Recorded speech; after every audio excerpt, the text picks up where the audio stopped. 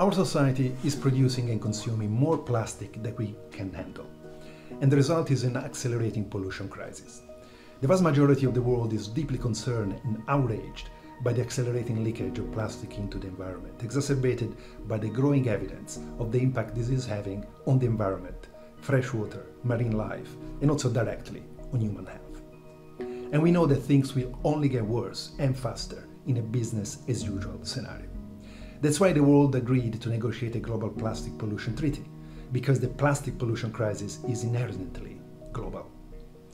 We need a global treaty with specific and legally binding language that raises the bar for action at every point in the plastic life cycle, from production to end of life.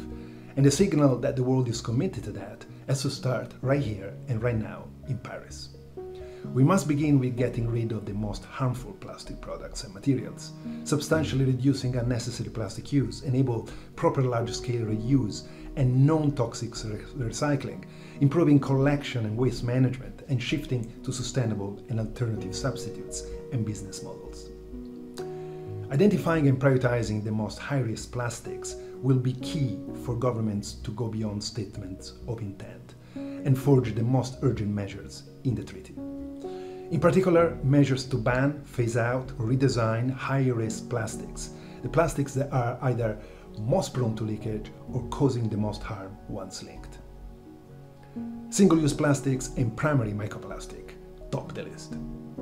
Specific and binding measures must be at the core of the discussion in Paris.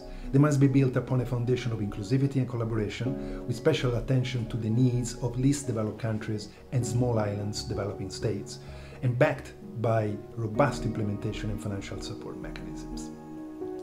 We are calling on governments from around the world to stand up in support of a treaty that matches the level of ambition that we know is needed to tackle this crisis. Anything less will be deemed as a failure.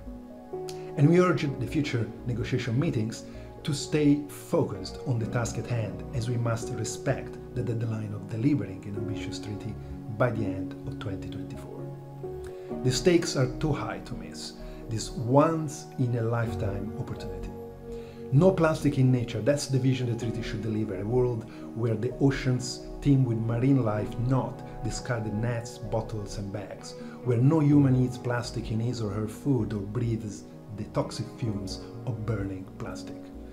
This is the reality today, and it is in your power to change it.